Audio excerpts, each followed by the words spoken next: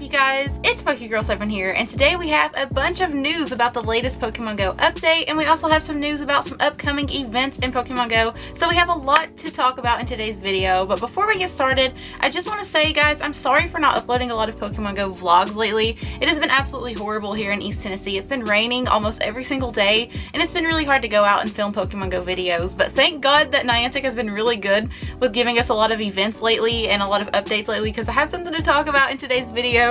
So let's go ahead and get started. So first things first, we have a new Pokemon Go update that just went live yesterday, and with this update we got a bunch of new things in Pokemon Go. So let's talk about the first new feature that we have. We have a bunch of new trainer poses. So basically our trainers in the game can pose new ways. So let's look at the male trainer first. It's pretty cool. They have just like different ways that they can stand. I'm assuming this is going to be in like PvP battles, something like that. You know how like your avatar does certain movements and gestures during PvP. I think that might be what this is for, but they're pretty cool. Those are all of the male trainer poses. Pretty awesome. It makes it a little bit more personable, I guess. It makes the avatar seem more realistic.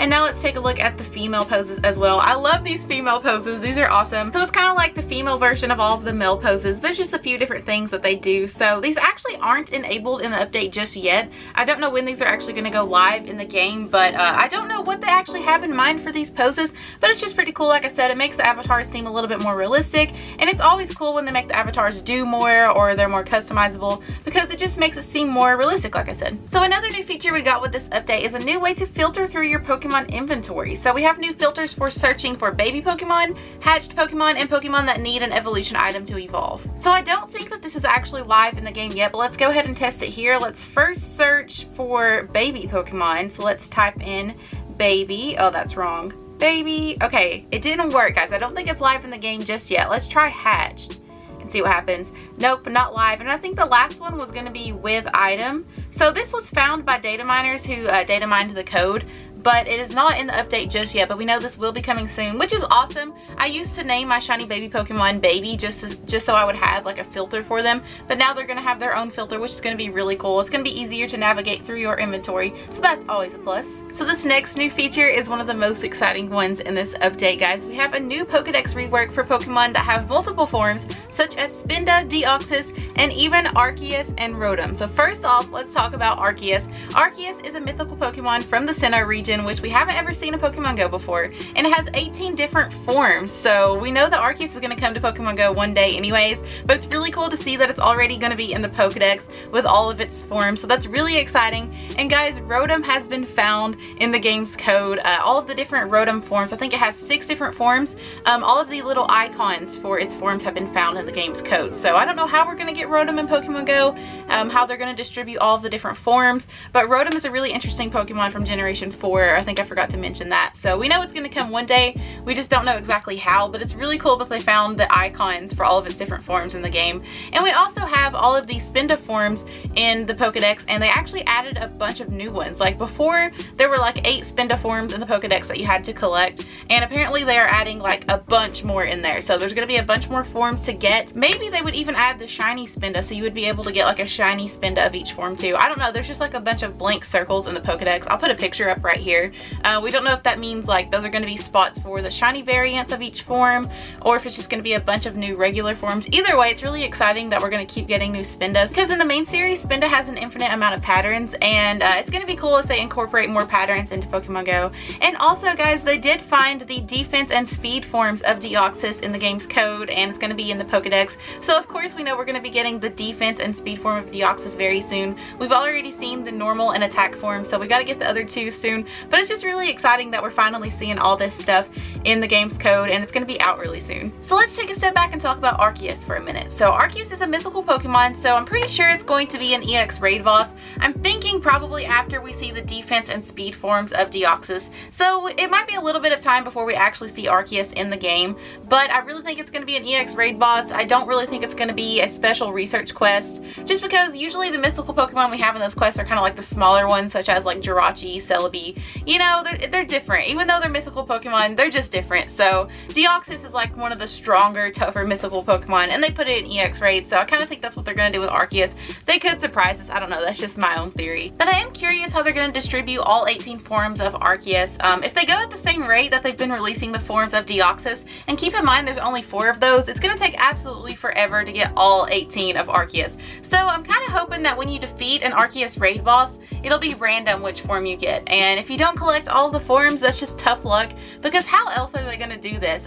Maybe they'll surprise us to give us some other way to get the different forms. I'm not really sure. In the main series game, I think the form that Arceus is depends on the plate that it's holding, and there's nothing like that in Pokemon Go, so I don't really know how they're going to do it, but hopefully we don't have the same EX raid boss for 18 months or more with just different forms, because that would get a little bit boring and stale, and they can't really do that anyways because we have so many other Pokemon that are going to have to come eventually. So I don't know, let me know in the comments down below what you guys think. How are they going to distribute all of these forms of Arceus? Either way, it's going to be really exciting, and I can't wait for it to come. So let's also go back and talk about Rotom for a second. So Rotom has 6 forms, like I said, and its normal form is an electric and ghost type, which I love, and I think all of its forms are super creative. So I think the way that they're going to distribute Rotom is probably through the same way that they did with Spinda. It's going to be a field research task, and we get different forms throughout the different months. I kind of hope they do that. It could also be a research breakthrough Pokemon, but it would kind of take forever. I don't think we would want to open 4 boxes each month of the same form of Rotom. So I think it's probably going to be a field research task Pokemon,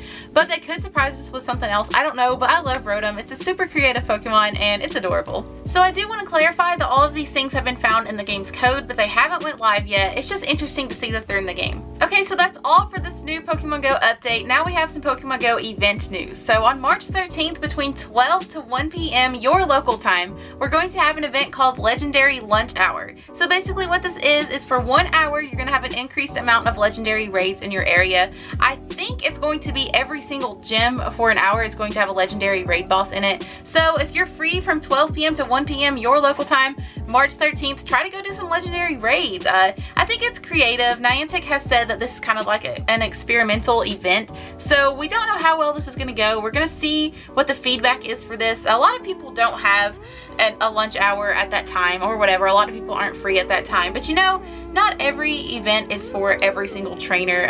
It's not a one-size-fits-all event by any means, and you're not missing out that much if you miss this 1 hour event. Dialga raids are still going to be around even when this event isn't happening. So I want to know what you guys think in the comments down below. Are you excited for this event? Are you going to be able to participate? This is just going to be an experiment from Niantic to see how it goes, and if this works out, they might do more events like this in the future.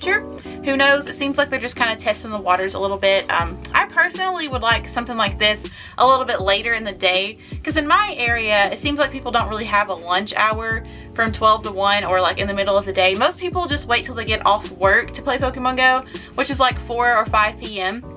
So I don't know how this event is going to go in my area.